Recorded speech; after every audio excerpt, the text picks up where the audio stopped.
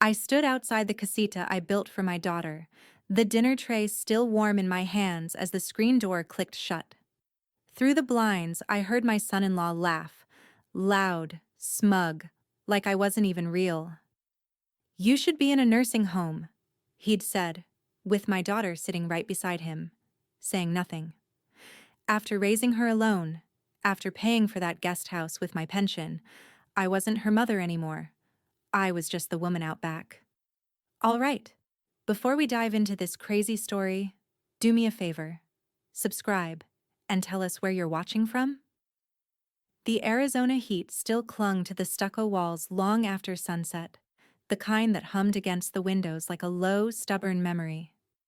Jeanette Holloway balanced the covered tray in both hands, its weight steady, her wrists still strong from decades of hospital shifts. She moved down the flagstone path toward the casita out back, the one she'd built for her daughter and son-in-law when she'd thought family close meant family safe. Light spilled through the blinds. Laughter, Derek's, cut through the quiet hum of cicadas. Lindsay's voice followed, softer, uncertain. Jeanette took a breath, squared her shoulders, and knocked. "Dinner delivery," she called, smiling through the screen door. Lindsay opened it halfway, a small wave of air-conditioned comfort brushing past. "Mom, you didn't have to. We were just making plans. I know." Jeanette lifted the tray higher. "Thought I'd save you the trouble." Derek appeared behind her, bare feet, t-shirt, holding a beer. "Still playing housekeeper, huh?" His grin was quick, dismissive, the kind she'd seen 1,000 times in triage rooms from men who thought kindness made you weak. Jeanette set the tray on the counter without answering. The smell of roast chicken and buttered beans filled the casita. She noticed the clutter. Lindsay's purse slouched open on the table, mail piled beside an empty soda can. She said nothing. She'd learned silence could slice sharper than words. "You really shouldn't be on your feet this much," Derek said, stretching his arms behind his head. His tone was half joke, half judgment. Jeanette wiped her palms on her jeans. "I'm perfectly capable." He smirked, eyes glinting. "You should be in a nursing home by now anyway." The words hung in the air like heat shimmer. Lindsay froze, her fork halfway to her mouth. Jeanette met Derek's gaze, calm, steady, the way she used to look at belligerent patients before she reached for a sedative. "I'm sure you'll let me know when the vacancy opens," she said evenly. Lindsay's eyes darted between them. "Derek, come on." But he only chuckled, the sound low and smug. "Just saying. No shame in slowing down. Some people don't know when to quit." Jeanette lifted the foil from the tray and arranged the plates on the counter. Every movement deliberate, controlled. She refused to let her hands tremble. "Enjoy your dinner," she said softly. "I'll leave you both to it." Lindsay tried to catch her arm as she passed.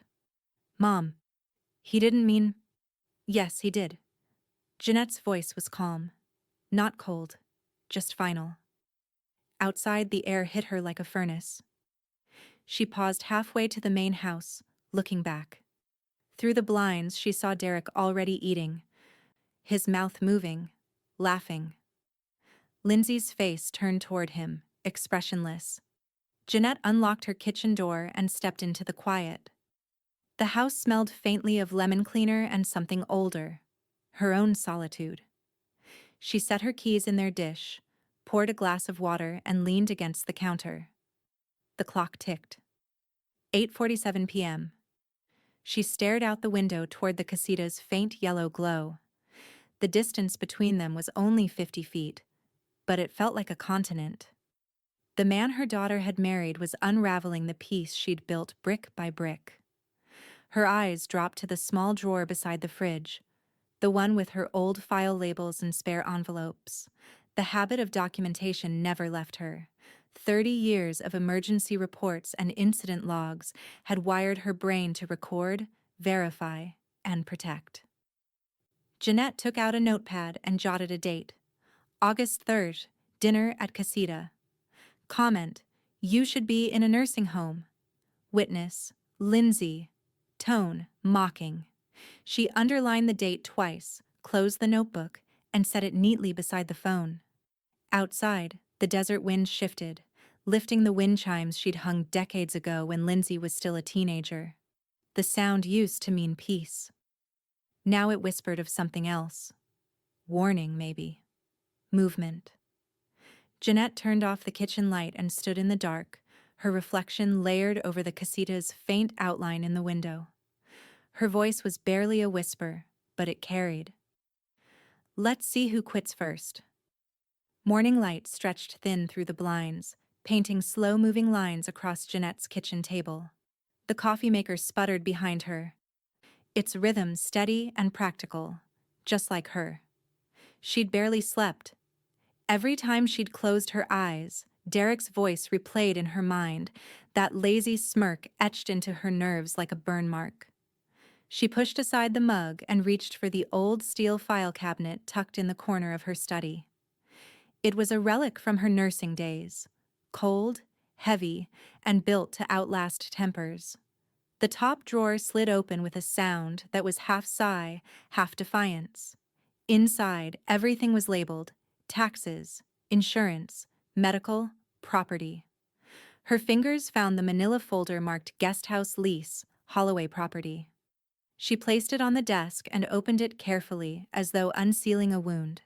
The paper smelled faintly of dust and ink, the kind of scent that carried authority. The lease was straightforward. Month to month. Utilities shared. Guest house privileges contingent on respectful occupancy. Only one name appeared in blue ink at the bottom: Lindsay Holloway Parks. Jeanette stared at the blank line beneath it, the one labeled Additional Tenant Signature. Empty. Derek's name had never touched it. She let out a quiet breath. So he's not even supposed to be there. A flicker of something sharp passed through her chest. Not anger. Not yet. Calculation. Her phone buzzed. Marta. Jeanette answered on speaker, voice level. Morning, Marta. Morning. It's almost 11, honey. You okay? You sounded tight last night. Jeanette hesitated, then said, he made a comment about nursing homes. A pause, then Marta's low whistle. Oh, hell no. He said that to you? Jeanette smiled faintly, though her eyes didn't soften. He did. Then stop telling me you're fine and tell me what we're doing about it. Jeanette ran a finger along the lease's margin. I found their paperwork. Month to month. Only Lindsay signed. That's more than enough, Marta said, voice quick and certain. That means Derek's not a tenant. He's a guest. And you can remove guests anytime. Jeanette flipped to the back, checking her notes. Her late husband, Mark, had always said she was too careful. Maybe so, but careful women didn't end up cornered. I'll update the occupancy log, she said, mostly to herself. Still keeping those? Marta asked, half laughing. Old habits. Jeanette opened her home ledger, a thick binder lined with neat columns. Each page was dated, with repairs, visitors, and utility splits. She turned to the latest entry and added a note. Current occupant, Lindsay Holloway Parks, primary. Additional guest, Derek Parks, non-tenant, over 30 days. Then, in parentheses, no rental rights established. Marta chuckled through the phone. Honey, the paperwork just wrote itself. He's dug his own hole and you just built the stairs. Jeanette's lips curved. Feels strange, doesn't it? I used to help people heal. Now I'm preparing for a removal. Sometimes the cure is the removal, Marta said. Jeanette set the pen down, stared at the lease a moment longer, then reached for her Rolodex. The card for Craig Minter, real estate attorney, sat right where she'd left it. She hadn't called him in years, not since settling Mark's will, but she remembered his tone. Quiet, exact, never rushed. When he answered, his voice was the same. Jeanette Holloway, it's been a while. I need some legal clarification, she said, on property occupancy. Family or tenant issue? Both. He listened without interrupting as she described the casita, the arrangement, the missing signature. When she finished, he said, "That gives you leverage. You've retained full ownership. And since he's not on the lease, you can serve him notice as a non-tenant." Jeanette traced her fingertip along the empty signature line again. "I want it done properly." "It will be," Craig said. "I'll draft a 30-day notice. You'll just need to sign." "Email or print?" "Print. Originals hold weight." Jeanette nodded to herself. "Thank you, Craig." When she hung up, the kitchen was silent again, except for the faint ticking of the clock. She gathered the papers back into their folder, straightened the corners, and slid it neatly beneath a ceramic paperweight, a small silver caduceus she'd kept from the hospital. Outside, the heat shimmered across the yard. From the casita, a faint sound carried, the thud of Derek's voice through the thin walls, a laugh that didn't match the words. Jeanette stood at the window, watching the sun glare off the roof tiles until the reflection forced her to blink away. Her heart was calm now, her thoughts surgical. The file cabinet clicked shut like a sealed promise. She poured herself another cup of coffee and said, almost absently, "He thinks I'm old enough for a home. Let's give him one to move into." The wind picked up again, scattering dry leaves across the patio.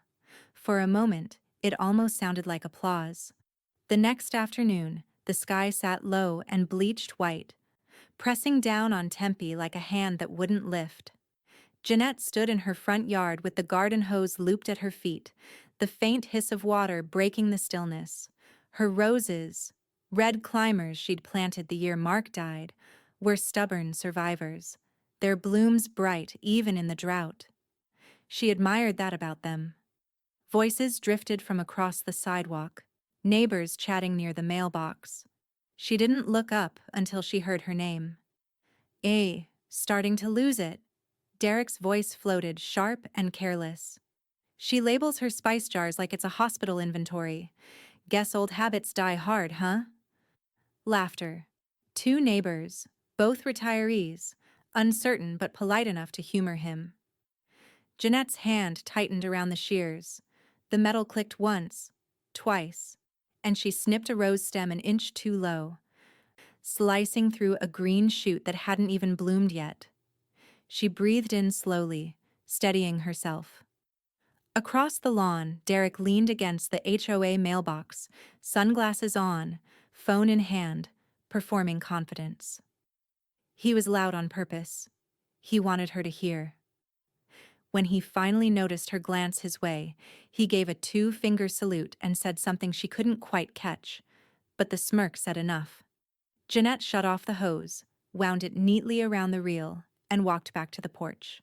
Her hands didn't shake. She refused to give him that satisfaction. Inside, the house was cool and dim. The email notification tone chimed from her tablet on the counter. She wiped her palms on a dish towel before checking it.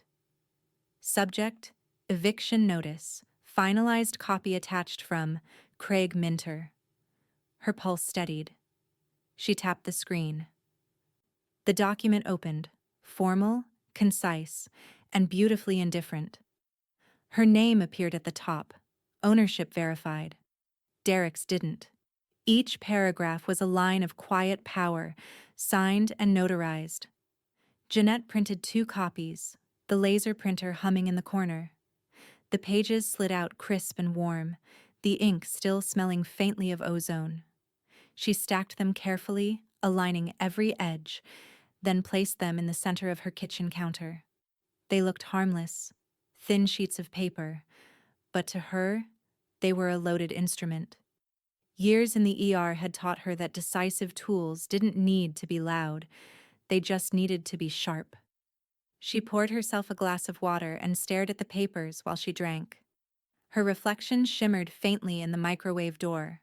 Steady eyes, no hesitation. The phone buzzed again.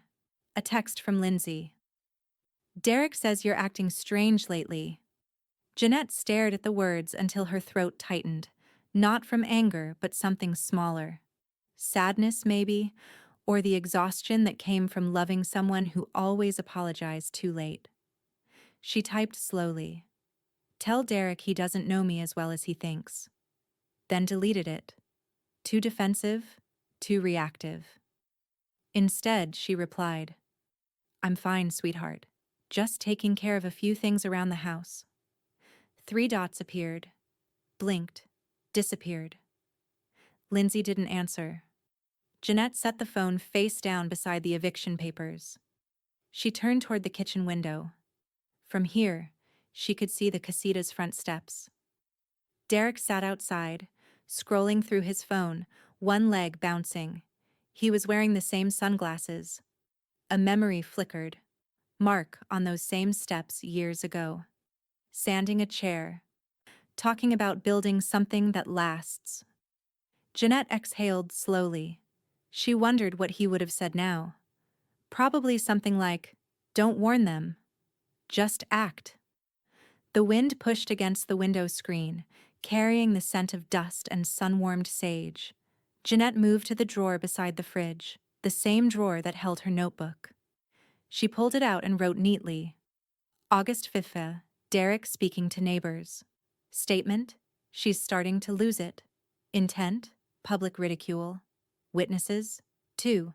Response, none. The act of writing steadied her heartbeat. Documentation, always. She'd learned that survival wasn't about shouting, it was about keeping the record straight. She set down her pen, placed the notebook beside the printed notices, and looked out the window one last time. Derek was gone now, but his beer can still sat on the casita steps, glinting in the sun. Jeanette whispered, You should have read what you signed up for. She closed the blinds with a clean, deliberate motion. The desert sky had cooled to a deep orange by the time Jeanette plated the dessert. She'd made it that morning. Peach cobbler, just sweet enough to pass for a peace offering. The scent filled her kitchen now, warm and homey, disguising the purpose tucked neatly beneath the foil. On the counter beside the dish sat a manila envelope, its corner weighted under the silver caduceus. Jeanette lifted both items, one in each hand, then took a steadying breath. Her reflection in the window looked composed, even kind. She had worn that same expression hundreds of times before walking into a patient's room. It wasn't anger that carried her down the path toward the casita. It was precision. Crickets were beginning their chorus as she climbed the 2 small steps and knocked twice. The door opened almost instantly. Derek appeared, wearing a t-shirt and that same smug grin that seemed permanently stitched onto his face. The glow from inside lit the edge of his jaw and the beer in his hand. Hope that's peach cobbler, he said, leaning against the frame. Smelled it from the yard. Jeanette smiled faintly. It is? Didn't take you for the type to bake under pressure. Oh, you'd be surprised what pressure makes me do. She held out the plate first, balanced neatly in one palm. In her other hand, the envelope waited. He took the plate eagerly. Well, thanks. Guess all that talk yesterday didn't leave any hard feelings, huh? Jeanette's eyes didn't waver. No hard feelings at all. She extended the envelope. This is for you. Derek frowned, taking it with his free hand. What's this? Your 30-day notice to vacate. The moment hung between them, still, dry, and absolute. He blinked, the grin faltering. You're joking. Jeanette said nothing. He laughed once, short and incredulous, setting the cobbler on the counter behind him. Come on, Jeanette, don't be ridiculous. You're not really kicking us out. I'm not kicking you out, she said evenly. I'm enforcing property rights. He tore open the envelope, unfolding the papers with jerky hands. The rustle of paper filled the silence. His eyes darted across the text, confusion giving way to disbelief, then anger. This is... what? Some official thing you cooked up? My attorney drafted it, Jeanette said. You're not listed as a tenant. You were never on the lease. He scoffed. That's insane. Lindsay signed for both of us. She signed for herself, Jeanette corrected. And as of now, her occupancy doesn't extend to guests who mock the property owner in front of neighbors. Derek stared at her, the silence stretching taut. You're doing this because of a joke? Jeanette tilted her head slightly. No, I'm doing this because you forgot whose home you're standing in. Behind him, the television flickered. Lindsay appeared in the doorway to the kitchen, towel in her hand, eyes wide. Mom, what's going on? Jeanette didn't look at her daughter. Ask your husband. He's reading it. Derek held up the pages like evidence. She's out of her mind, Lindsay. This isn't even legal. It's perfectly legal, Jeanette replied. You have 30 days to vacate. The clock starts tonight. Lindsay's gaze darted between them. Mom, please. Can we just talk? Not tonight, Jeanette said softly. I came to deliver notice, not debate. Derek took a step forward, voice rising. You think you can just… what? Throw us out because you don't like me? No, Jeanette said, her tone as calm as a pulse line. Because you don't respect me. He opened his mouth to retort, but she was already turning away. As she reached the bottom step, Derek called after her, the anger sharpening now. You can't do this, Jeanette. I'll fight it. She paused, hand resting on the gate latch, and looked back. You can try. Then she walked away, the sound of her sandals against the stone path steady and final. Inside the casita, Derek's voice carried faintly. A string of curses, a thud, the slam of a drawer. Lindsay's voice followed, low and strained. Jeanette didn't listen. She reached her own porch, set down her keys, and exhaled. Her heart rate hadn't spiked once. Years in the ER had taught her how to stay composed under fire. This was no different. The printer light still glowed faintly through the kitchen window, a small, steady beacon of order. She turned it off, her reflection merging with the desert night. On the counter sat her notebook. She flipped it open and wrote one clean line. August 6th. Notice delivered at 7:42 p.m. Recipient, Derek Parks. Reaction, disbelief, hostility. She underlined the date, then closed the book. Outside, from across the yard, came the muffled sound of a man pacing, then the unmistakable crash of something breaking. Jeanette didn't flinch. She turned off the lights, leaving the casita glowing alone in the darkness.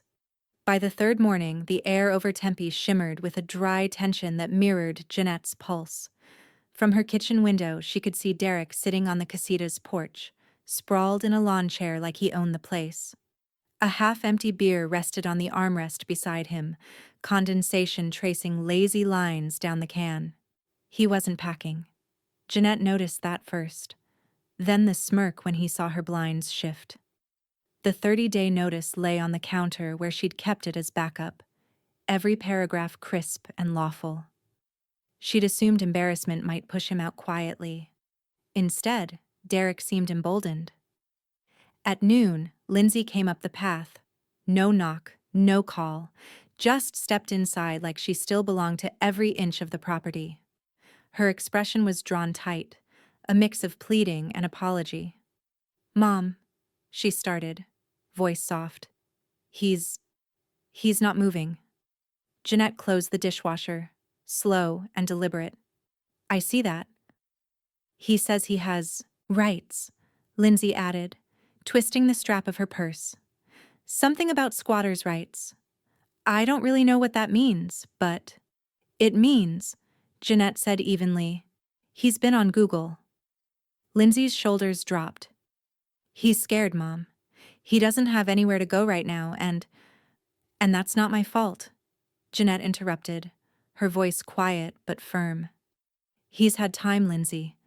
He's had more than enough time to learn respect. Lindsay didn't answer. Her eyes darted toward the backyard. He said you'll regret this. Jeanette didn't flinch. I don't do regret anymore. When Lindsay left, Jeanette stood at the sink for a long while, staring out at the glare bouncing off the casita windows. Derek was pacing now, talking on his phone, his gestures wide and performative.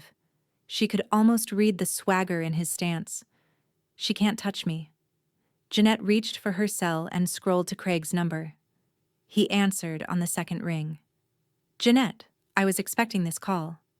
He says he's claiming squatters' rights, she said. What now?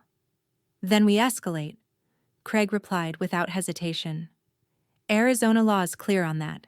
He's not a tenant, but he's overstayed with intent. You'll post a 5-day notice to comply or vacate. If he ignores it, we go to civil court. I want it airtight, Jeanette said. It will be, Craig assured. And Jeanette, record everything. He's the kind who will talk himself into trouble. After the call, Jeanette dialed Marta. Her friend didn't even let her explain. He's pulling that squatter crap, huh? Jeanette almost smiled. You've heard it before. Too many times, Marta said. Don't worry, honey. I've got the form printed already. We'll make it legal and loud. An hour later, Marta showed up in her sun hat and mirrored sunglasses, armed with a roll of painter's tape and a printed 5-day notice to comply or vacate. They walked side by side across the yard, the way soldiers might cross neutral ground. Derek watched from the porch, a lazy smirk forming as they approached. Ladies' day out? He drawled. Marta didn't even look at him. She slapped the notice to the casita's door with one smooth motion and pressed the tape flat. Consider yourself served, sweetheart. Derek laughed. You think this piece of paper scares me? No, Jeanette said. The judge will. They turned and walked back toward the house, ignoring his muttered insults trailing behind them. That evening, Jeanette sat at her desk and filled out the civil complaint form Craig had emailed. The legal phrases felt heavy under her fingers, but satisfying. Each word another lock on a door Derek didn't realize was closing. When she clicked submit, a small confirmation box appeared on the screen. Complaint received. Case number CV 254189. Her phone buzzed almost immediately after. Troy Keller from the HOA. Jeanette, heard a little rumor about some eviction drama out your way. That true? Jeanette sighed. You really shouldn't listen to gossip, Troy. Who's gossiping? Derek's the one telling everyone. Troy laughed, oblivious to the danger. Said something about you being a tyrant landlord. I told him if you're half as organized as you were at the last HOA meeting, he's toast. Jeanette smiled faintly. I appreciate your faith. Oh, and... Troy's tone shifted to a conspiratorial whisper. Don't worry, I might have told a few folks about the court filing. Word spreading. By nightfall, the neighborhood's curiosity had become palpable. Cars slowed as they passed. Porch lights flicked on early. Derek's swagger seemed to waver, if only slightly. Jeanette took no joy in it. Only focus. She installed the security cameras herself, 2 facing the casita, 1 angled toward the driveway. The devices clicked into place with small mechanical certainty. Little eyes watching the war zone grow quieter. When the final one connected, the feed lit up on her phone screen. The casita porch, Derek's chair empty. The beer can toppled in the dirt. For the first time in days, the silence between their homes felt less like a wound and more like a countdown. Jeanette sat on her porch, mug of tea in hand, the desert night finally cool against her skin. Across the yard, Derek's lights went off one by one. She whispered to herself, he's not moving, but everything else is.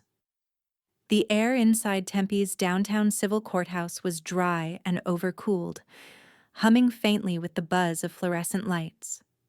Jeanette sat at the plaintiff's table, her papers arranged in neat stacks, color-coded tabs marking every exhibit.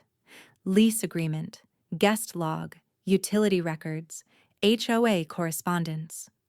Her handwriting, clear, disciplined, sat like evidence of its own. Across the aisle, Derek lounged in his chair as though the room were a nuisance. He wore a polo shirt and a smirk, tapping his foot, whispering something to Lindsay, who sat beside him looking pale and small. His confidence was loud, brittle. Jeanette recognized that kind of bravado. It was the same energy she'd seen in emergency rooms right before someone realized the bleeding wouldn't stop. Craig Minter stood beside her, composed as ever. His navy tie was perfectly centered, his legal pad spotless except for 3 bullet points in tight script. He glanced at Jeanette. "Stay calm, answer what's asked, and let him talk himself into the hole he's already dug." Jeanette nodded. "Understood."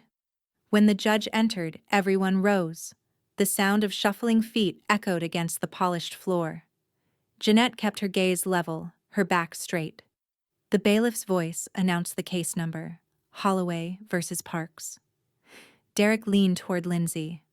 "Let's get this over with," he muttered, loud enough for Jeanette to hear. She didn't move. The judge, a woman in her 50s with a tone that brooked no nonsense, scanned the case file briefly. "We're here on a complaint for unlawful detainer. Ms. Holloway, you're seeking possession of the guest property located on your primary residence address?" "Yes, Your Honor," Jeanette said clearly. "And Mr. Parks, you're contesting the eviction?"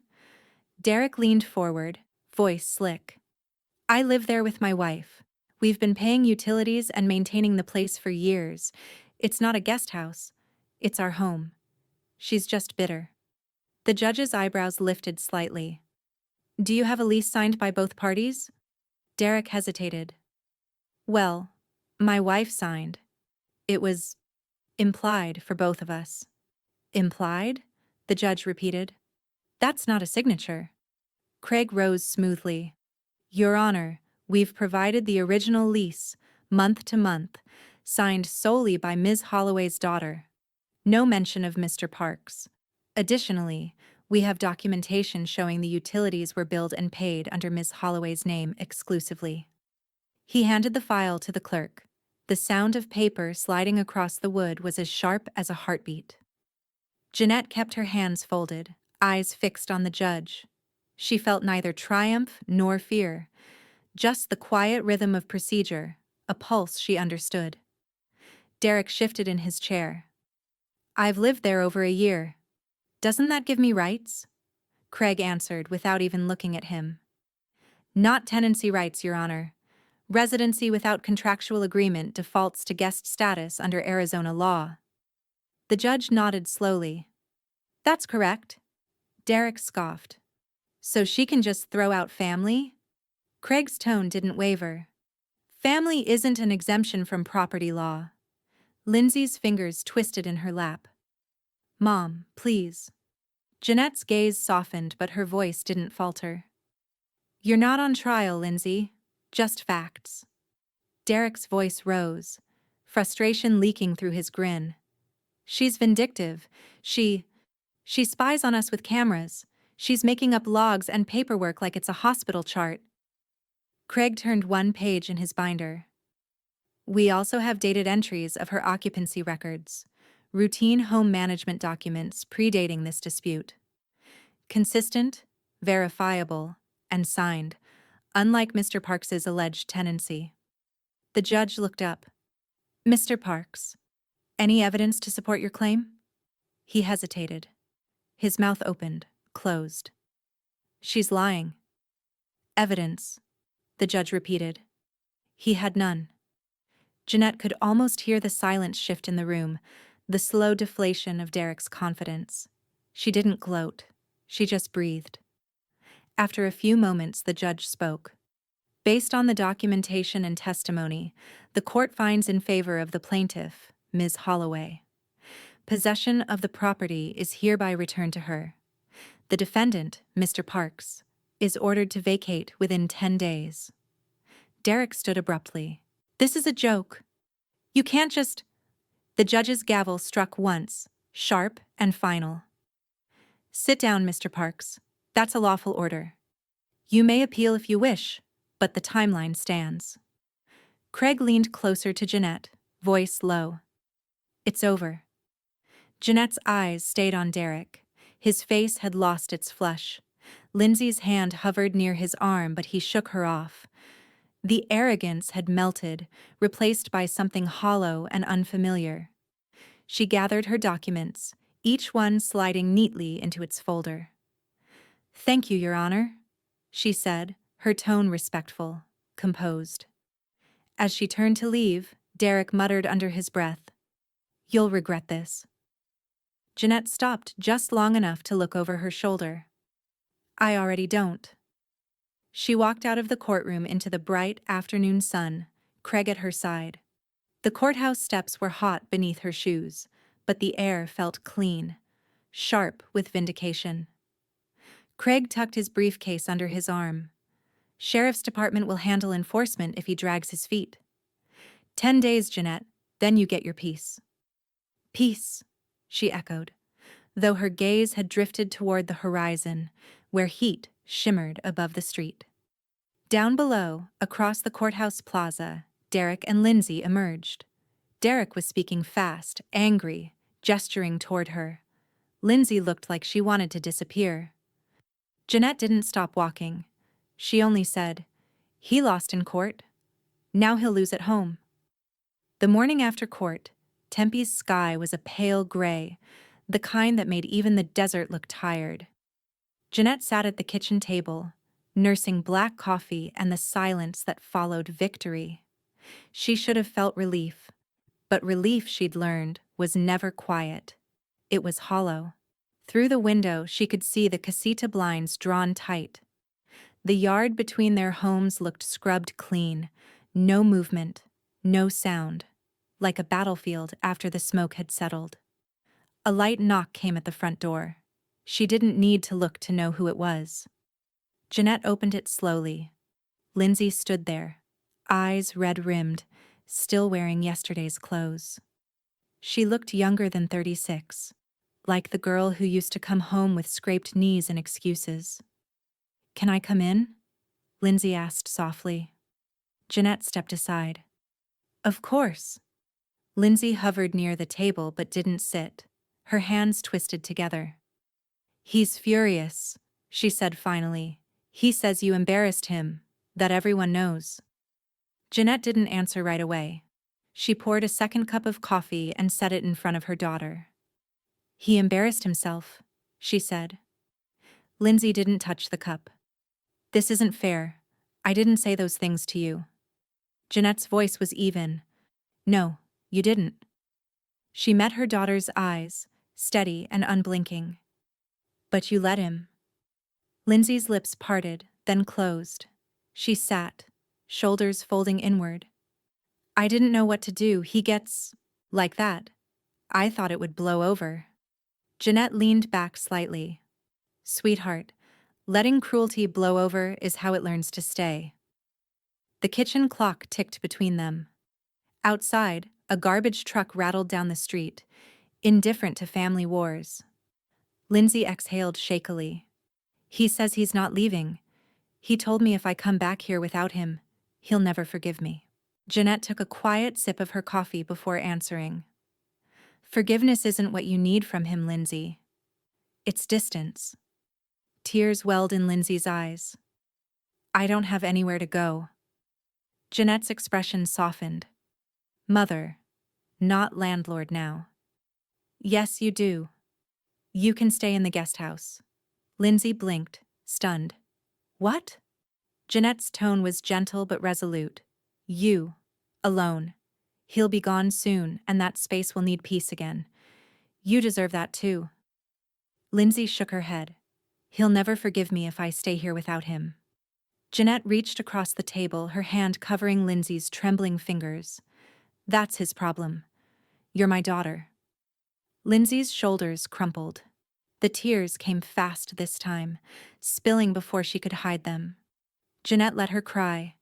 No words, no rush, just the soft sound of grief finally allowed. After a while, Lindsay wiped her face, voice small. "I don't know how to start over." Jeanette gave a small smile. "You start by walking 50 feet and closing one door." Lindsay let out a short, broken laugh. "You make it sound so simple." "It isn't," Jeanette admitted. "But it's necessary." They sat in the quiet that followed, the hum of the refrigerator filling the space where apology and forgiveness used to live. Finally, Lindsay whispered, "Do you hate him?" Jeanette looked out the window toward the casita, where Derek's truck still sat crooked in the driveway. "No. Hate gives him space in my head. I'm done giving him rooms he doesn't pay for." Lindsay managed a weak smile, then looked down at her hands. "I think I knew this was coming," she said. "He's always been like this. I just didn't want to admit it." Jeanette's reply was quiet but certain. "Admitting it is how you stop it." The clock ticked again, another second claimed by calm. Jeanette stood and opened the back door. The late morning light poured across the patio, bright and harsh. "You can move your things when you're ready. I'll change the locks after he's gone." Lindsay hesitated in the doorway, torn between fear and freedom. "Mom. Thank you." Jeanette smiled faintly. "You don't thank someone for keeping the door open." Lindsay stepped outside, sunlight catching in her hair. The wind lifted, carrying the faint scent of sage and the first trace of summer rain. Jeanette watched her daughter cross the yard toward the casita, her shoulders squared for the first time in weeks. By late afternoon, the desert sky had baked itself into a glare that turned everything white and sharp. Jeanette stood at her kitchen window, the air conditioner humming low, her hands still wrapped around a cooling mug of tea. Outside, Derek was pacing the driveway again, back and forth. Slow, deliberate steps. He wasn't moving anything. No boxes, no bags. Just burning a path into the concrete like a man trying to reclaim ground he'd already lost. Every few passes, he glanced toward the main house. The first time, she ignored it. The second time, she stared back. By the third, she knew what he was doing. Testing her resolve, waiting for her to flinch. He mouthed something through the distance. She couldn't hear the words, but she caught the rhythm. "You'll regret this." Jeanette didn't move. She'd heard threats before, in ER waiting rooms when emotions ran too high and reason too low. It wasn't the words that mattered. It was what followed. Her phone sat on the counter beside the sink. She picked it up and dialed Craig. He answered on the first ring. "Jeanette?" "He's outside again," she said calmly, pacing, staring, not packing. "Has he approached or spoken to you directly?" "Not yet."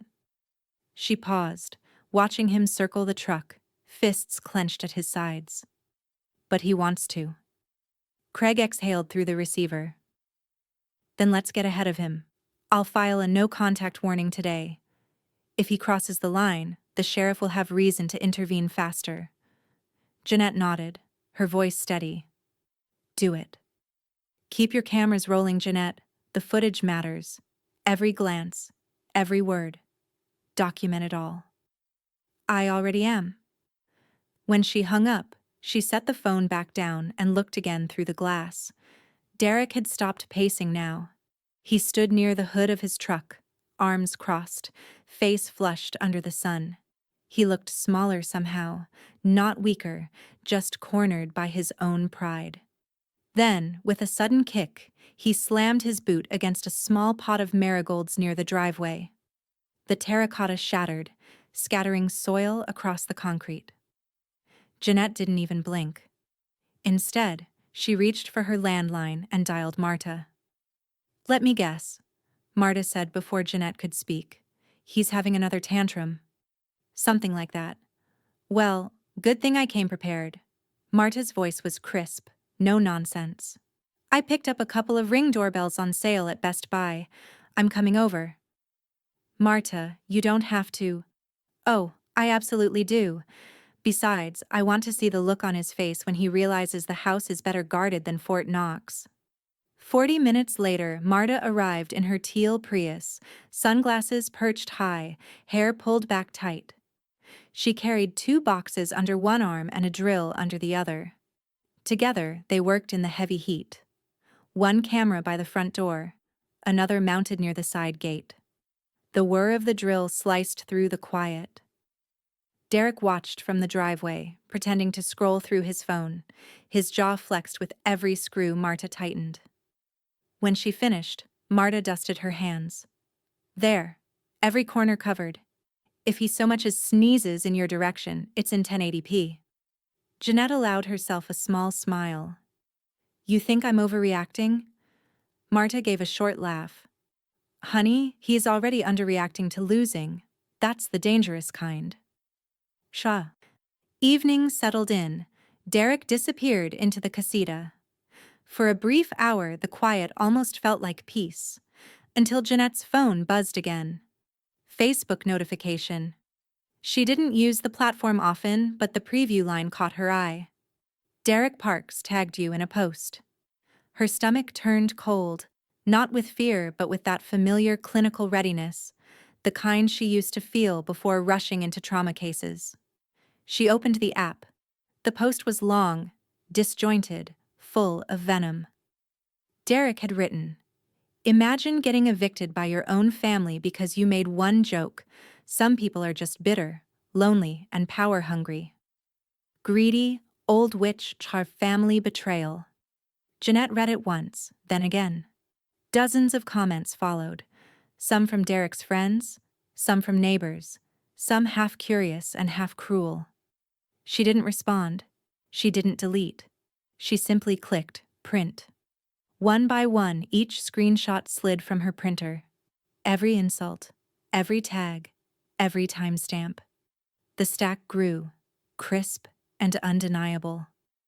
By the time the printer fell silent, Jeanette's desk looked like a case file. She gathered the papers, tapped them straight, and whispered, Keep talking, Derek. You're writing my evidence for me. Outside, the desert wind lifted dust along the fence line. In the glow of the porch light, she could see Derek's shadow pacing again, silent this time, restless, shrinking. Jeanette turned off the light, leaving only the faint red dot of the new camera glowing back at him. By Wednesday morning, the neighborhood was already awake with whispers. Tempe sunlight glared off the manicured lawns, but the gossip burned hotter. Derek's Facebook rant had made its rounds, screenshotted, forwarded, dissected in private HOA chats and at backyard fences. Jeanette didn't have to lift a finger. She just waited. At 9:12 a.m., her email chimed with a message from the HOA board. The subject line read, Member misconduct violation, official warning. She clicked it open. Mr. Parks has been found in violation of HOA Code 3.4, online harassment and defamation of community residents. A formal warning has been issued. Further misconduct may result in disciplinary action or property access restrictions.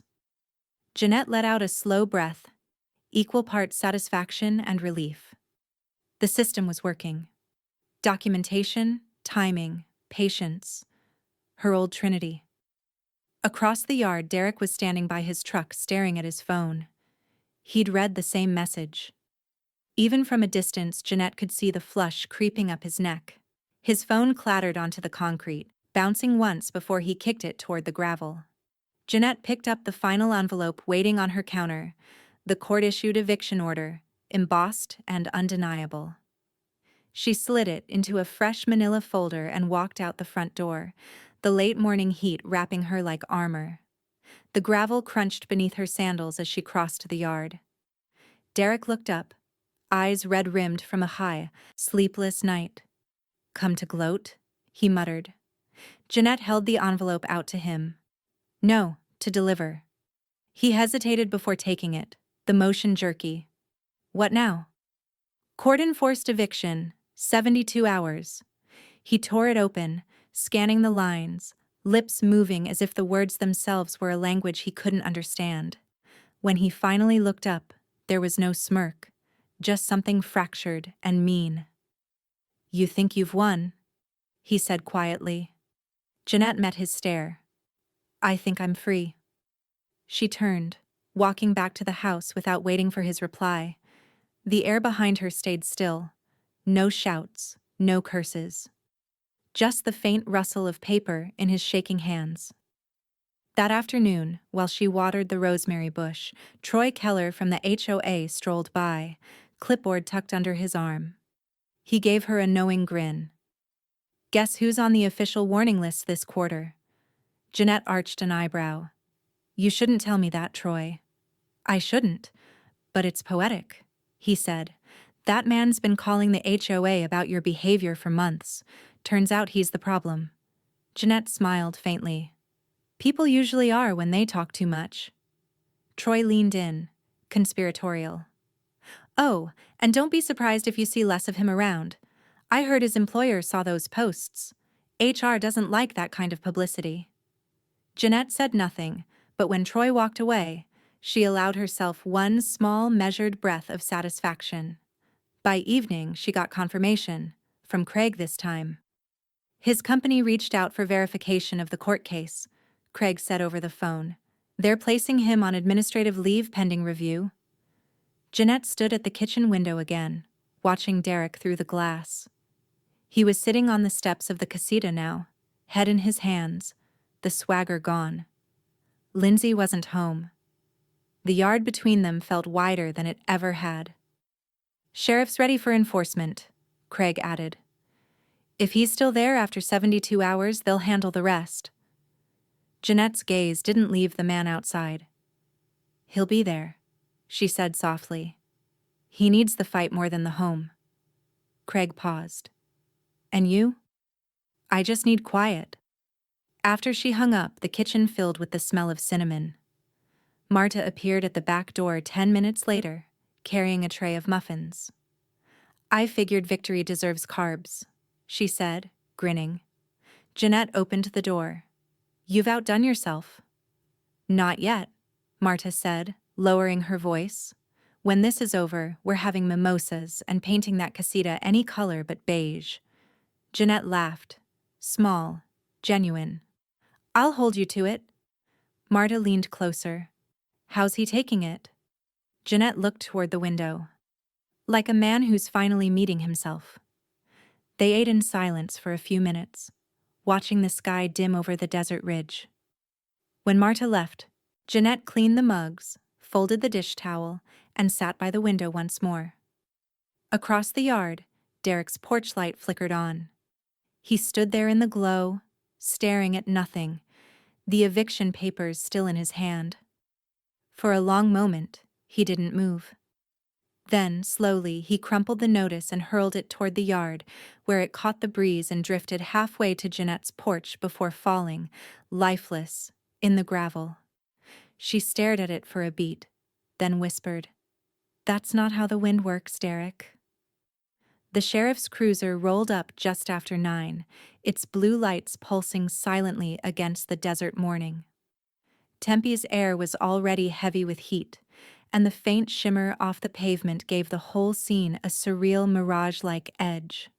Jeanette sat on her porch, a glass of water beside her, posture upright, palms resting on her knees. She had dressed carefully, pressed linen shirt, hair pinned back. Not to gloat, to witness. A moving truck followed behind the cruiser, engine idling low. 2 uniformed deputies stepped out first, speaking briefly with the driver. Then one of them, tall, calm-eyed, walked up the stone path toward her. "Ms. Holloway?" he asked. She nodded. "Court-ordered eviction, case CV 25-4189. "Yes, sir." He gave a single nod back. "We'll handle everything. You just stay right here." Jeanette inclined her head, quiet. Her throat felt tight, but not with fear. There was a gravity to watching justice move, slow, procedural, unstoppable. Across the yard, Derek stepped out of the casita, shirt half-buttoned, face drawn and furious. "You've got to be kidding me!" he barked, waving the court order like a flag. "You people don't have to do this today." The deputy didn't blink. "Sir, the notice has expired. You've been given ample time." "I just need another week," Derek said, pacing in short bursts. "My wife, she's figuring things out. I can't just leave everything." "You can take what's yours," the deputy replied evenly. "The rest will be packed and stored." Derek's mouth twisted. She did this, he snapped, pointing across the yard. She's been out for blood since day one. Jeanette met his gaze across the space between them but didn't move. She didn't speak. That silence was the final line she would not let him cross. The deputy glanced over at her, then back at Derek. You can talk to the judge if you disagree, but this order's active. When the movers arrived, it happened fast. The casita door swung open and the rhythm of boxes sliding, drawers opening, furniture scraping filled the air. A rhythm of endings. Jeanette stayed seated on her porch as the minutes turned into an hour. Lindsay appeared behind her, standing at the front window inside the house. Her silhouette was still, hands clasped. She didn't come out. She couldn't.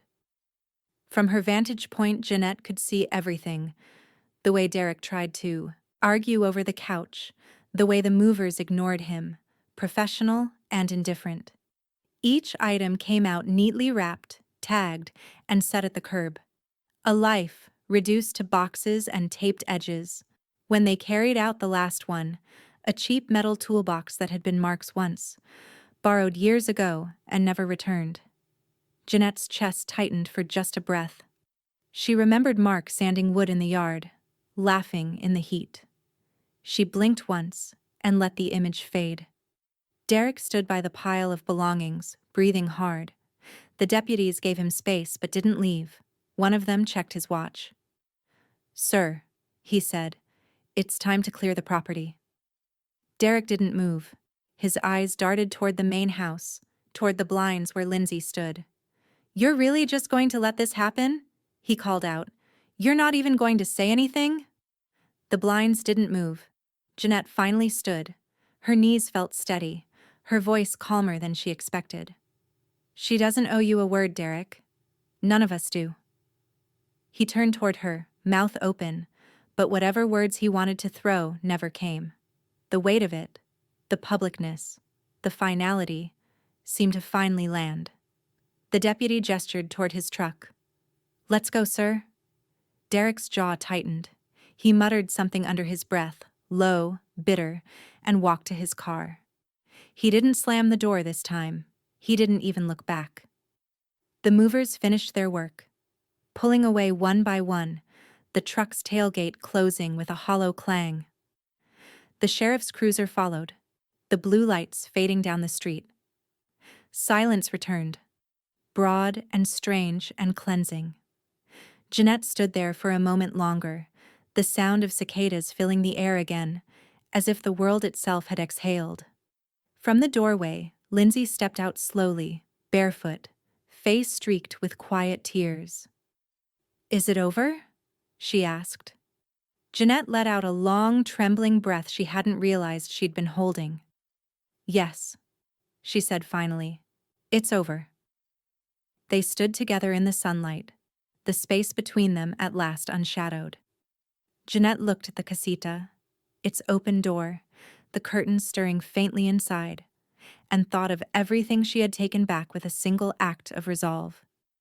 Then she whispered, more to herself than anyone else, "He didn't leave because he wanted to. He left because he had to." The next week unfolded in a rhythm of paperwork and small silences. Tempe's summer heat lingered, but the air around Jeanette's house finally felt breathable again, still warm, but no longer suffocating. Jeanette sat at her dining table, the morning sun glancing off the clean wood. Spread before her were neatly stacked legal forms: property title transfer, Holloway residence, and accessory dwelling unit. Every line had been checked twice, every signature penned in her precise, looping hand. Across from her, Craig Minter adjusted his glasses and flipped the final page. "All clean," he said, satisfaction in his tone.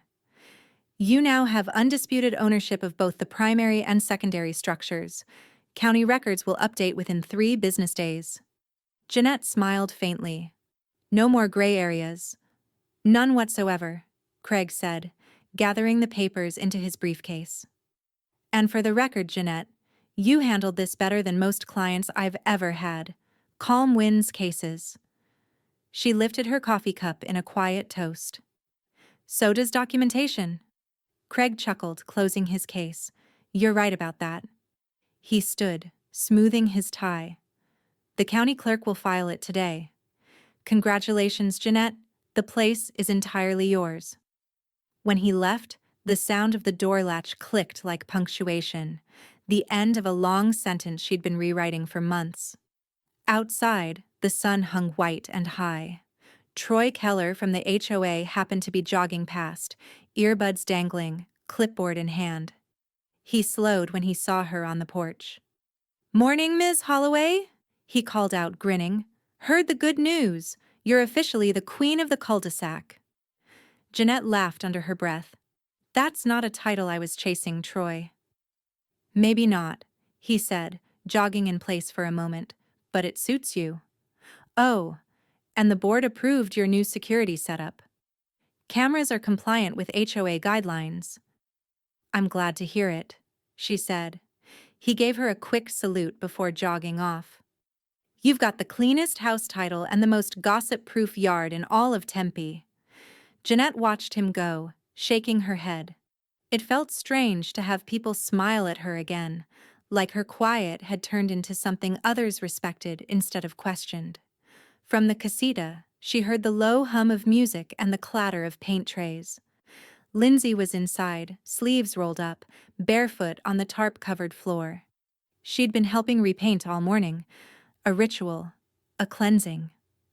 Jeanette carried out 2 glasses of lemonade, setting one on the windowsill before stepping inside. The scent of fresh paint mixed with desert air. Sharp, hopeful, alive. Lindsay was working on the far wall, brushing long, even strokes of soft blue over the old beige. The color caught the light beautifully, serene, endless. A clean start. "You missed a spot," Jeanette teased gently. Lindsay turned, her cheeks streaked with color, a shy smile ghosting her face. "I figured you'd notice." Jeanette handed her the lemonade. "Occupational hazard. Nurses see every missed detail."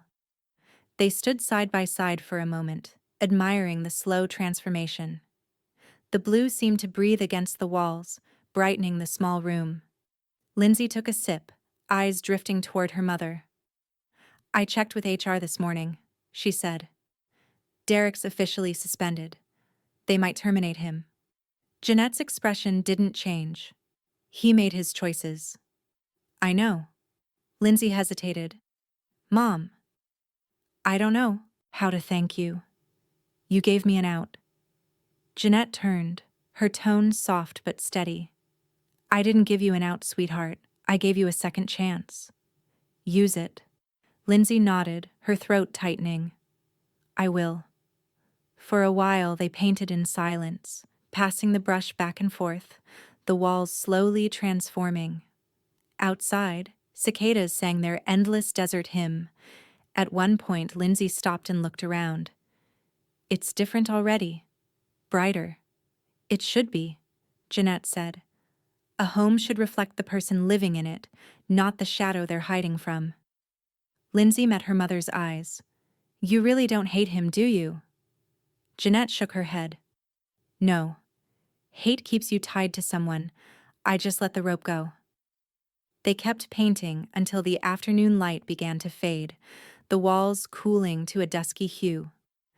By the time they were done, the casita looked new. Not remodeled, but redeemed. Lindsay cleaned the brushes in a bucket outside, her hair falling loose over her shoulders. Jeanette watched from the doorway, a quiet smile softening her face. Across the yard, the empty spot where Derek's truck had been sat like a healed scar. Still visible, but no longer painful. Jeanette turned back to the casita, her voice almost a whisper. "It's yours now, Lindsay. Make it peaceful." The first cool wind of September moved through Tempe like a mercy. Jeanette left her windows open that morning, letting the scent of creosote and sunlight spill through the house. The chaos of summer, the court filings, the noise, the tension, had burned itself out. What remained was quiet, fragile, and hers. The dining table, once cluttered with legal papers, now held a single folder stamped with gold lettering. Holloway Estate Plan, Revision 2025. Craig had dropped it off that morning with his usual precision, reminding her to sign, notarize, and breathe. She had already done the first two. The new documents were simple. Her property, house, casita, and savings would go to Lindsay alone, contingent upon independent ownership. No joint names, no shared access, no loopholes that could ever let Derek Parks return by paper or by persuasion. Jeanette read the paragraph again, then initialed the margin with a steady hand. When she finished, she slid the folder into her desk drawer, the one that had once held her nursing records and emergency notes. The sound of it closing was gentle, but final. Outside, the casita shimmered in the late morning light, its soft blue walls a quiet testament to renewal. She could hear Lindsay humming faintly inside while unpacking art supplies. That sound, simple, unguarded, felt like forgiveness, without words. Jeanette stood, stretched her shoulders, and reached for her phone. There was one more piece of business she'd been waiting to do. She called Marta. "Please tell me you're free," Jeanette said. "I'm retired, honey," Marta answered. "Free is my default. What's the mission?" "Today," Jeanette smiled. "We're cleaning house, legally and literally." 20 minutes later, Marta pulled up in her teal Prius, wearing her "Let's Get Litigated" t-shirt and carrying a small shredder from Office Depot. "Portable justice," she declared, patting the box. They set it up on the back porch, extension cord humming. Jeanette opened a small file box she hadn't touched in months, the one with old tax returns, insurance addendums, and correspondence still bearing Derek's name. Marta peered in. "That looks like clutter with bad memories." "Exactly," Jeanette said. One by one, the papers went in. The shredder's steady buzz filled the air, turning each reminder of Derek, utility bills, co-signed receipts, handwritten notes, into confetti. At first, Jeanette felt nothing. Then, somewhere between the last notarized form and a credit statement from 3 years ago, something inside her eased. When they finished, Marta unplugged the shredder and exhaled. "Feels lighter out here," Jeanette nodded. "That's because there's less of him in it." They sat for a while under the shade of the patio umbrella, sipping iced tea. The afternoon light shifted, warm and forgiving. "You know," Marta said, "you could have just moved away. Sold it all. Started over." Jeanette's eyes stayed on the casita. "I didn't need to start over. I just needed to reclaim where I already was." Marta smiled softly. "Then you did it, honey. You really did." When Marta left, Jeanette went to her study and opened a smaller box she hadn't looked at in years. Inside lay her framed nursing license, edges slightly yellowed, her maiden name printed in elegant serif font, Jeanette Holloway, RN. She brushed a bit of dust from the glass, tracing her name with her thumb. For 37 years she'd worked through adrenaline and chaos, holding lives together with grit and precision. And even now, in retirement, she realized she'd done it again. Just with paperwork, instead of sutures. She carried the frame out to the casita. Lindsay looked up from a sketch pad on the counter, startled but smiling. "What's that?" Jeanette held it up. "My license.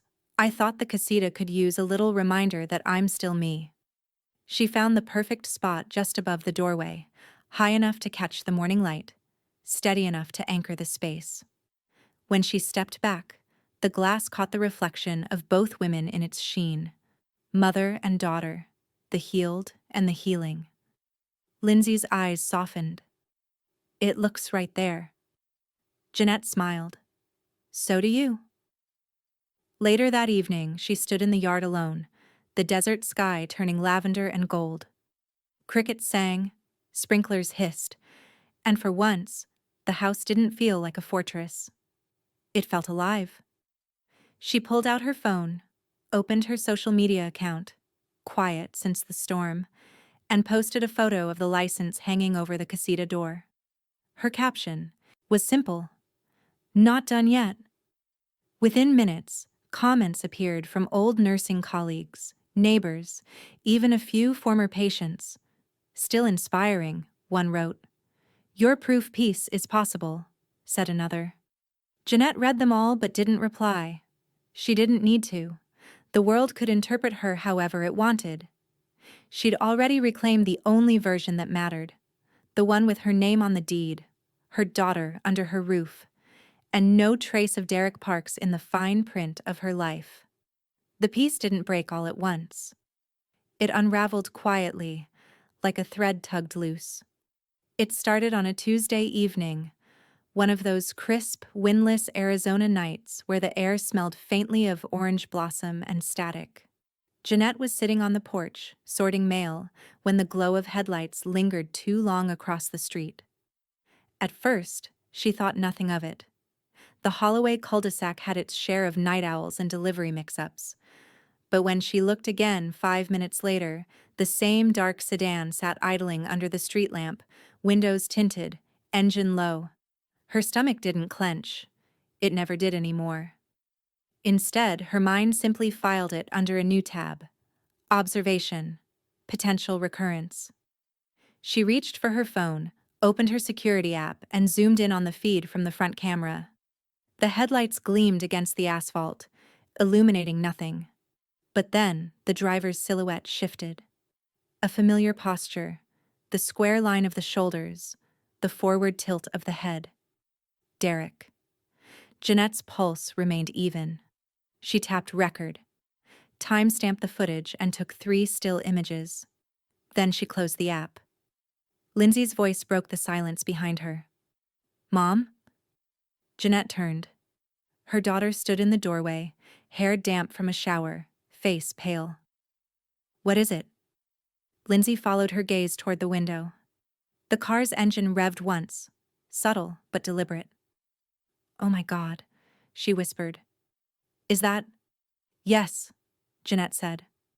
Lindsay's voice trembled. "What does he want?" Jeanette folded the mail neatly, aligning each edge. "Control," she said simply. "He's looking for the version of me who used to react." The car idled another moment, then pulled away, turning out of sight down the block. The night fell silent again. Lindsay's breath came fast. "We need to call someone." "I already am," Jeanette said, pulling up her contacts. She pressed Craig Minter before her daughter could object. He answered immediately, his voice all steel. "Jeanette?" "He's been watching," she said. "Black sedan, parked across the street for 20 minutes. Do you have footage?" "Yes. And timestamps." Craig's tone softened slightly. "Then let's make this official. I'll file a harassment restraining order tonight. Don't approach him. Don't communicate." "I wasn't planning to," Jeanette said. Lindsay sank into the porch chair beside her, still shaking. "Mom, what if he tries something?" Jeanette reached over, squeezing her daughter's hand. "Then he'll meet the consequences he's been chasing." By the next morning, the paperwork was in motion. Craig sent her copies of the complaint, along with instructions: document every sighting, every message, every sound. Jeanette did exactly that. Every night for a week, she logged the same pattern: Derek's car appearing at different hours, lingering, sometimes idling just long enough for the cameras to catch his license plate. Troy from the HOA noticed too. "You know," he said one afternoon, leaning over her fence, "that same car's been looping around the neighborhood. My wife said the guy looked familiar." Jeanette didn't deny it. "He is." Troy's eyebrows rose. "Want me to write up a neighborhood incident report?" "Please do." By Friday, Craig had built an airtight packet: security footage, HOA statements, screenshots of text messages Lindsay had received from an unknown number, short, menacing phrases like, "You think you're safe now?"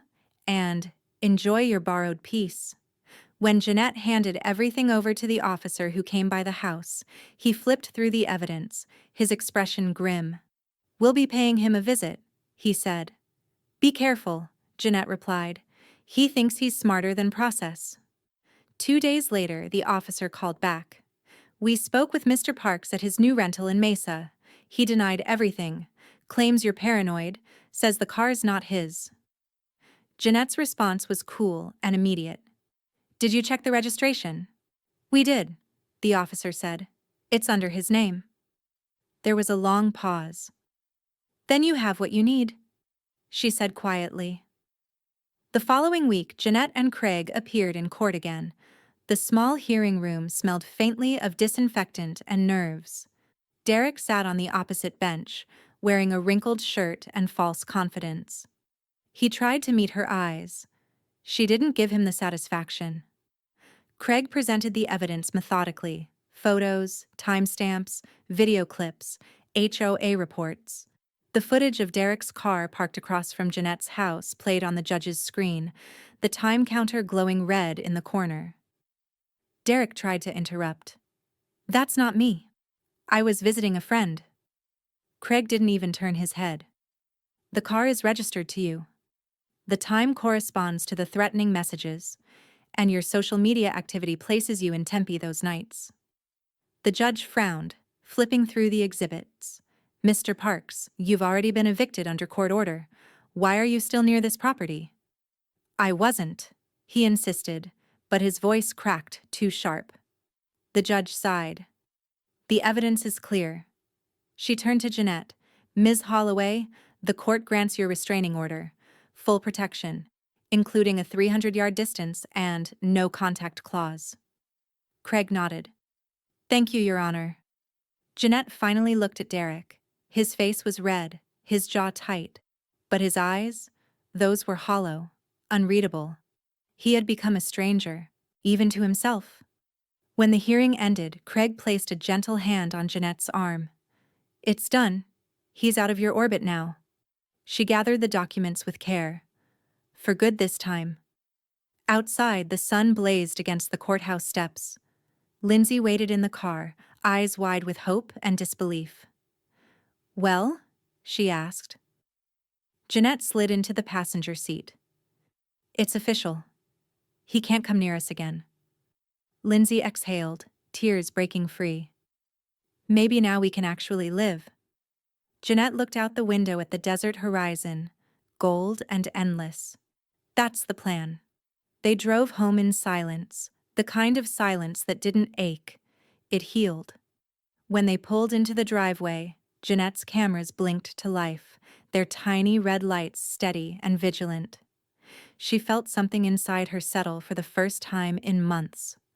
Autumn crept into Tempe in whispers, a cooler breeze at dusk, the first evening where the air didn't feel like glass. Jeanette noticed the change before anyone else, the way the cicadas seemed quieter now, as if even they had decided to rest. Derek was gone. No one knew exactly when he'd left or where to. The police confirmed his car had been sold 2 weeks after the restraining order. His rental in Mesa stood empty, mailbox overstuffed, blinds closed.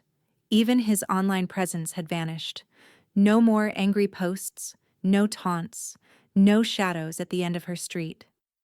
For the first time in a year, Jeanette slept through the night. Lindsay started to heal in small, invisible ways. She picked up more hours at the medical office downtown, joined a pottery class on weekends, even started therapy at Jeanette's gentle suggestion. Every week, Jeanette watched her daughter's posture shift, shoulders relaxing, laughter returning, eyes clearing. One morning, Lindsay appeared in the doorway of the kitchen holding 2 mugs of coffee. "I think I'm okay," she said simply. Jeanette smiled. "You sound it." "I used to think peace was boring," Lindsay admitted, setting a mug in front of her. "Now I think it's the most beautiful thing I've ever had." Jeanette touched her daughter's hand. "Peace isn't the absence of noise," she said softly. "It's learning not to answer when chaos knocks." Lindsay laughed lightly. That sounds like something you'd put on a wall sign. I prefer it on paper, Jeanette said, sliding over a small notepad filled with her neat handwriting. I'm starting a list. Things worth keeping. What's on it so far? Jeanette smiled. Quiet mornings, strong coffee. My daughter. Lindsay blinked back a sudden rush of emotion, nodding. That's a good start. By mid-October, the neighborhood seemed to notice the Holloway house again, but this time, for all the right reasons. Jeanette began attending HOA gatherings, not as the subject of gossip, but as the calm, competent voice people turned to for advice. At the next meeting, Troy from the HOA raised his glass of lemonade and declared, Ms. Holloway, if I ever get into legal trouble, I'm calling you before my lawyer. Jeanette laughed, shaking her head. Just remember to keep your lease agreement signed and your guests temporary. The room burst into chuckles. Marta squeezed Jeanette's shoulder, whispering, You're officially the HOA's moral compass, honey. God help them, Jeanette said dryly, but her grin was real. 2 weeks later, she hosted her first backyard brunch since before the eviction. She woke early, rolled out folding tables under the mesquite tree, and laid out dishes of quiche, fruit, and muffins Marta insisted on baking. The casita door stayed open, a soft blue welcome to everyone who'd once been afraid to ask how she was doing. By 11, the yard was alive with the sound of voices. Neighbors Jeanette had barely spoken to before were chatting like old friends. Children darted between tables. Someone brought a guitar, and the smell of coffee and cinnamon drifted across the lawn. Jeanette stood near the patio, watching the sunlight catch on glass pitchers and laughter ripple like wind through the crowd. Marta clinked her fork against a mason jar. Attention, folks, she called out, standing tall and smiling mischievously. I'd like to make a toast. Everyone quieted. Jeanette rolled her eyes good-naturedly, already bracing herself. Marta lifted her glass. To my best friend Jeanette, who proved you can start over at 68, outmaneuver a man half her age and make a community stronger just by standing her ground. The crowd chuckled and cheered. Jeanette's face warmed, but she stayed composed. And, Marta added, her grin widening, here's to not aging quietly. Laughter erupted, glasses raised, applause echoing across the yard. Jeanette lifted her own glass, her voice steady and full. To surviving loudly, she said, and the cheer that followed seemed to shake the air. As the sun dropped low, the last guests drifted home, the yard settling into golden calm. Lindsay helped stack chairs while Marta rinsed plates in the kitchen. The casita lights glowed soft blue against the fading desert sky. Jeanette lingered on the porch, the world around her washed in light and gratitude. For the first time in years, her heart felt still, like a wound that had finally learned how to scar without hurting. The street beyond her fence was empty, the hum of night traffic distant and harmless. The air smelled of sage, sugar, and something like freedom. She closed her eyes and breathed in deeply, the sound of laughter still echoing faintly in her ears. When she opened them, she noticed the faintest shape in the far distance.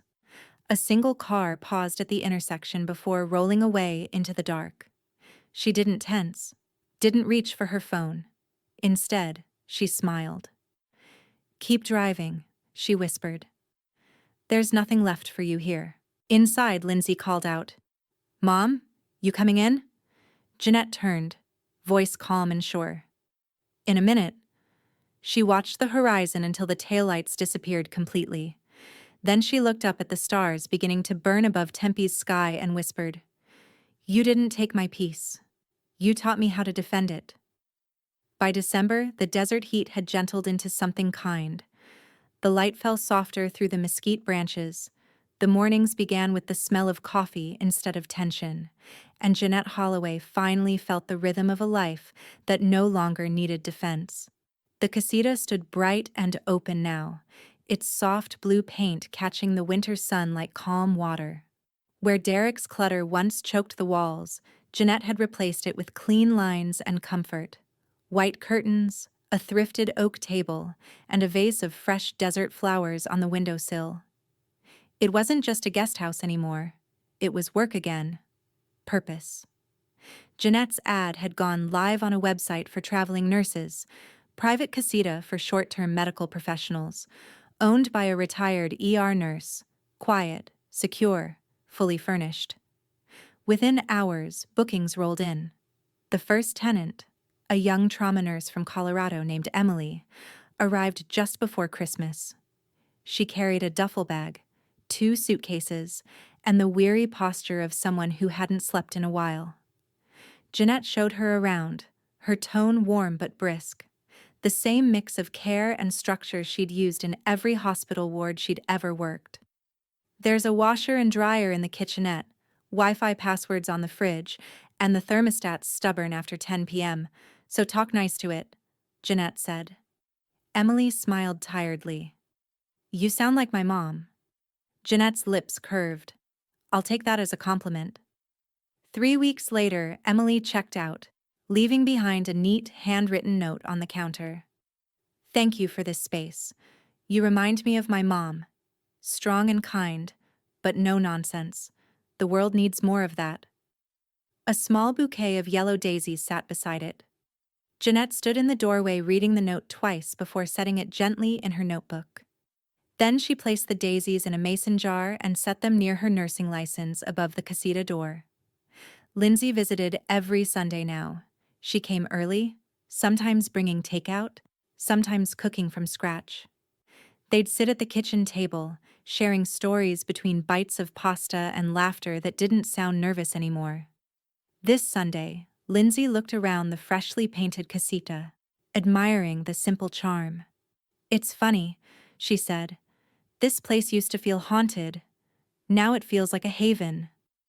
That's because we took the ghosts apart one document at a time, Jeanette said with a small smile. Lindsay reached over, squeezing her mother's hand. You know, I think you saved both of us. Jeanette shook her head. No, I just stopped letting someone else decide what peace should look like. They ate quietly for a moment, sunlight pooling on the table. Lindsay glanced out the window at the yard. The blue looks good on it, she said softly. Peace suits you. Jeanette smiled. It took me long enough to earn it. Later that week, she sat at her desk with her laptop open, updating her professional bio on the short-term rental site. The cursor blinked next to her old tagline, retired ER nurse. She deleted the word retired. After a moment's thought, she typed instead, retired, but not done. She saved it, closed the laptop, and looked around her home. The photo frames, the soft desert light spilling across the tile floor, the faint sound of wind pushing through the chimes she'd rehung last spring. For the first time, she allowed herself to feel proud. Not vindicated. Just quietly, deeply proud. A few days later, Troy from the HOA stopped by, clipboard in hand as usual. New signage looks great, he said, pointing toward the curb. Jeanette followed his gaze to the mailbox, freshly painted, gleaming white, the lettering bold and precise. Holloway, owner, operator. She smiled. Figured I should make it official. Troy grinned. Looks like you're running the best property on the block. Jeanette chuckled. No complaints this quarter? None, he said, waving as he walked off. Not one single complaint.